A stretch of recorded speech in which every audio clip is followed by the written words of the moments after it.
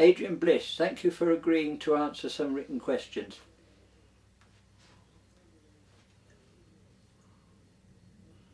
What made you think that this story required such a good story? When we read it in a British library, we thought, wow, this is amazing. We have to make this into a film. Well, first of all, we couldn't believe that it hadn't already been a film.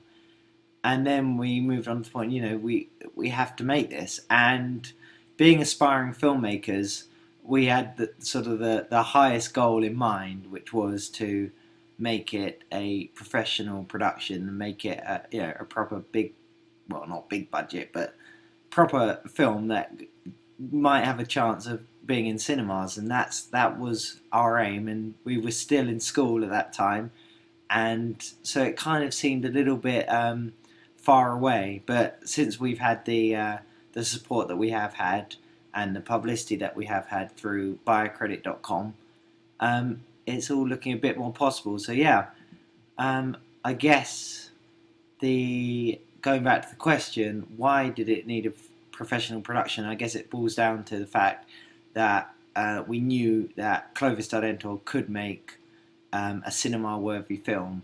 So we set our heights high and said, yeah, let's make this into a professional production. What were the initial reactions of your fellows and the people you met online?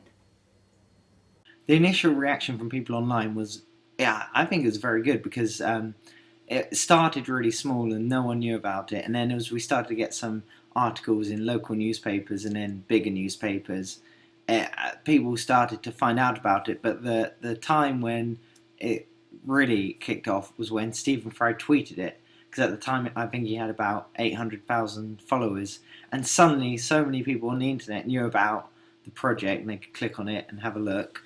And we had a really good reaction from that. We had lots of people, buying credits and commenting and saying what a brilliant idea it is. So that was really encouraging, and I guess that was the main, the first time we had an online reaction. From our fellows, at the beginning we didn't really tell many people about it because we didn't want to be embarrassed if it didn't work.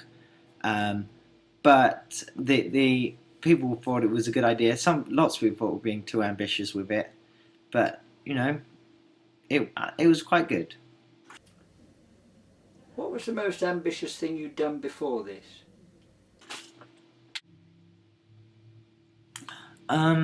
That's a tricky question, because I don't think there's ever been anything that I've done that's matched up to the ambition of this project. Because I mean, I started this project at school, so anything that I'd done before that would have been in school. And I guess we used to make lots of little films and short films together, and we made a promotional video for the school and a charity video for Arcadia. So in terms of ambition, I never saw those things as ambitious. But when this project came about, and we all sat down and thought about it, we all did think, well, this is too ambitious. And then when we were trying to contact Stephen Fry and Jude Law and people like that, it seemed like it wasn't going to happen. But then when it did, we kind of thought, oh, maybe it wasn't too ambitious. But yeah, it's definitely the most ambitious thing I've ever done, and I don't think there's anything beforehand which really matches up to the ambition. How did you feel when you knew you'd committed yourself to this right to the end? At first, when stuff in the dips, because you get the things going well, then not so well, and you kind of think, oh, I'm going to have to see this through, because people have been on the website, they've bought credits. And it's hard when you're in a low point and not much is happening to say to yourself, you're committed to this, you have to see it through. But it's so much fun in the high points that I'm thrilled to be able to see it through, and I'm happy that I'm committed to it, and we all are. Tell me a bit more about how Stephen Fry became involved. It was Twitter. It was the amazing new tool of Twitter that it was my first time on Twitter, and I thought, yeah, I'm going to use this to get to Stephen Fry, see if it works. So it was sort of lots of tweets saying, hi Stephen, please have a look at our project, I hope you like it. and then I think after that it was contacting his people through the agency, and it all just sort of worked together.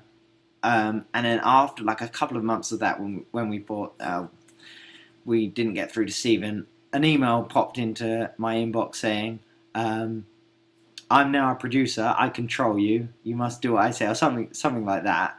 And we looked on the credits, and there he was. He'd bought a credit, and then since then, after that we started emailing, and then he was in Jam, and then he's been helping ever since. And he even looked after us while we were in LA because he was the only person we knew out there, and that was really nice. And it's one of those things where now we're friends with Stephen Fry, and it seems like it doesn't really seem real. When he was driving us around LA in his little Mini, it just didn't seem real. After, a couple of months before, we were sending him letters and going, "Oh, maybe Stephen Fry will do our voiceover for the intro video," and now we're friends with him. It's amazing, and I've lost my question sheet.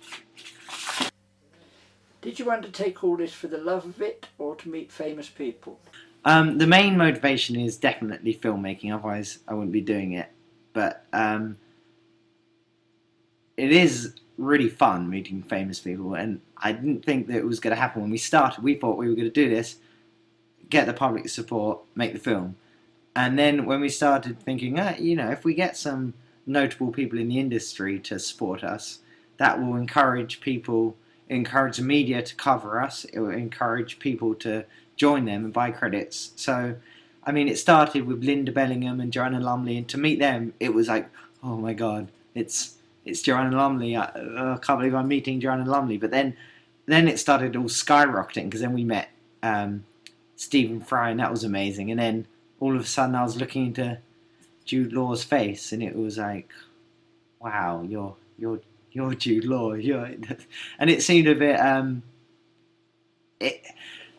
It's weird when you meet famous people, as I'm sure anyone who does. It's a build up. You're like, oh my god, oh my god, oh my god. Then you meet them, and it just feels like, well, because they are normal people, but it just feels like you're talking to some guy who knows some stuff and is successful, and you're talking to him about your project, and it doesn't feel like they're famous at all. But the first 5 seconds, you're just looking at their face, going, "I've seen you in films," and so it's a lot of fun meeting famous people. It's even better when the famous people like you, and you build a relationship with them, like we have, what's happened with Stephen, and so yeah. But meeting the famous people isn't the main priority. Obviously, the filmmaking, it's all about the filmmaking, and the meeting famous people is a bonus, and it's a lot of fun, and it's nice to talk to Mr. Pringle. Is that your real name, Mr. Pringle?